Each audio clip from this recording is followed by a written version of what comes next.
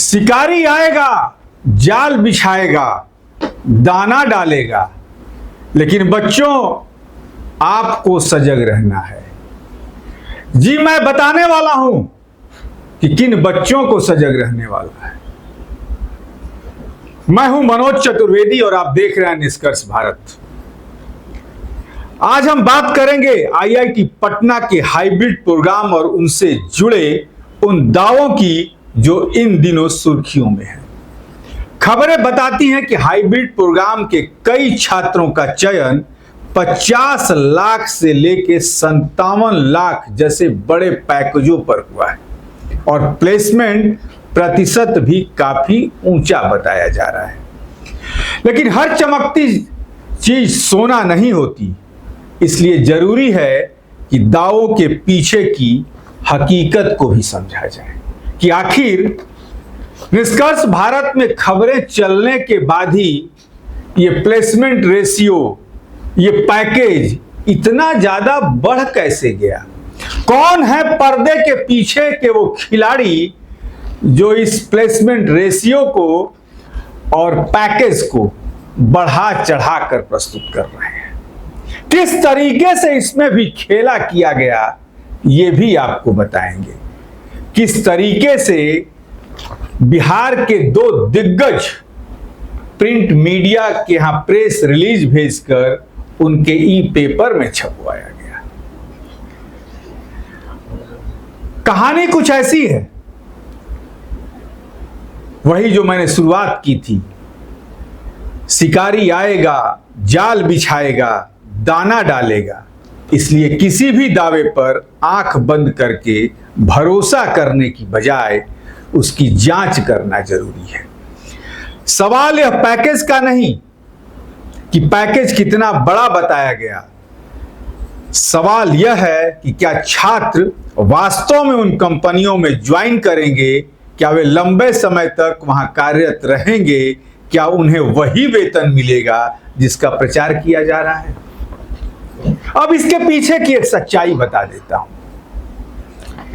सूत्रों से जो हमें खबर मिली, हमारे पास जो एक कॉल आया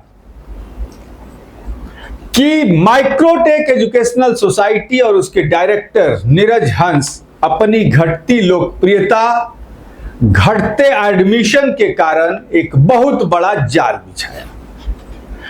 जिस बच्चे को यह पैकेज मिला है, उस कंपनी को, जो सूत्र बता रहे हैं, जो खबरें आई हैं पुख्ता एक तरीके से, कि वो पैकेज का पैसा जमा कर दिया गया, उस कंपनी को दे दिया गया कि भैया साल भर इस बच्चे को अपने यहां रखिए, कुछ काम कराइए और ये पैकेज दे दीजिए।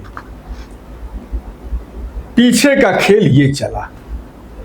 निष्कर्ष भारत भी कल से अपने सोर्सेज, अपने सूत्रों, अपने रिसर्च के माध्यम से उन तमाम कंपनियों को खोजने में लग गया है कि क्या ये कंपनियां वास्तव में 60 लाख का पैकेज देने के काबिल हैं सालाना,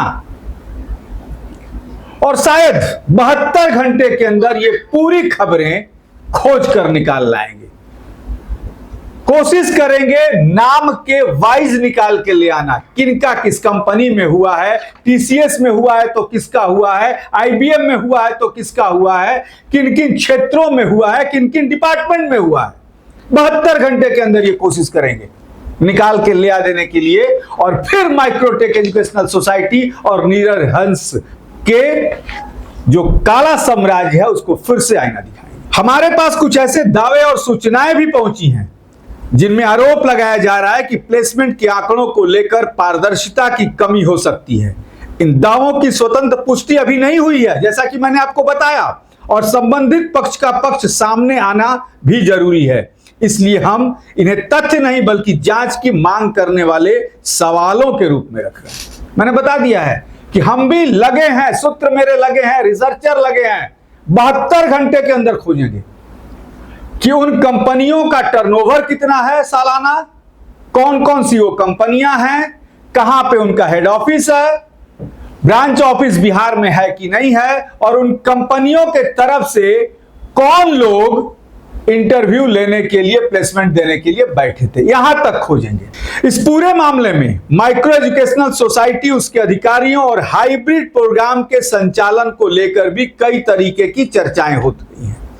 सवाल उठते रहे हैं कि प्रवेश प्रक्रिया, सीटों की संख्या, प्लेसमेंट डाटा और छात्रों को दिए जाने वाले अवसरों की वास्तविक स्थिति क्या है।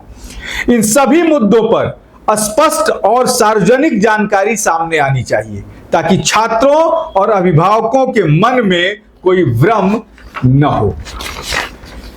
केवल 50 लाख या 57 लाख के पैकेज की घोषणा कर देना ही सफलता का प्रमाण नहीं है।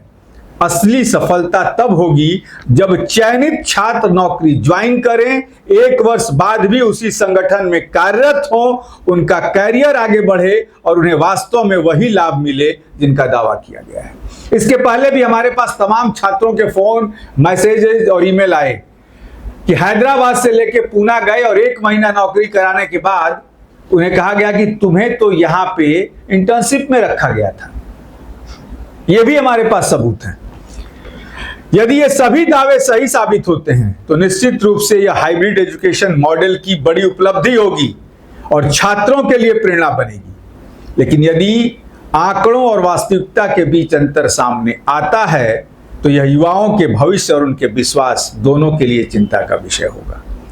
इसलिए हमारी अपील है, छात्र, अभिभावक और समाज केवल प्रचार पर नहीं बल्कि तथ्यों पर भरोसा करें, सवाल पूछें, जानकारी मांगे और हर दावे को परखें। और जिन छात्रों का, जैसा कि खबरें आ रही हैं, यदि हुआ है तो बहुत बहुत बधाई, लेकिन वो ज्वाइन करने से पहले कंपनी का इंफ्रास्ट्रक्चर, कंपनी का एनुअल टर्नओवर, कंपनी का हेड ऑफिस कौन है, कंपनी क्या शेयर होल्डर है या कंपनी डायरेक्टरशिप में है, क्या है, पूरा सारे तथ्यों की जानकारी जुटाएं।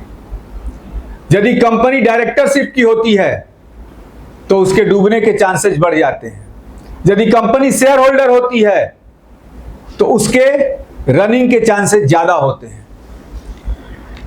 निष्कर्ष भारत का उद्देश्य किसी को दोषी ठहराना नहीं बल्कि उन सवालों को उठाना है जो छात्रों के भविष्य और देश की शिक्षा तंत्र से जुड़े हैं। फिलहाल दावे अपनी जगह हैं, हकीकत अपनी जगह। दोनों के बीच की दूरी कितनी है इसका फैसला आने वाला 72 घंटा निश्चित तौर पर करेगा। और इसके साथ ही वो कॉपी भी दिखा दे रहे हैं, उस कॉपी पे ध्यान दीजिएगा कि हाइब्रिड छात्रों और आईआईटी के छात्रों का मिलकर जो प्लेसमेंट हुआ है, इसमें हाइब्रिड के कितने हैं। देखिए किस तरीके से प्रेस रिलीज जो है वो जारी किया गया है कि लगे कि सारे लोग हाइब्रिड से ही गए हैं, क्योंकि आईआईटी का नाम भुना के नीरज राजन जो हंस कर रहे हैं उसके दावे की तो पोल हम खोलेंगे ही और हमेशा खोलते रहेंगे। बने रहिएगा हमारे साथ। नमस्कार।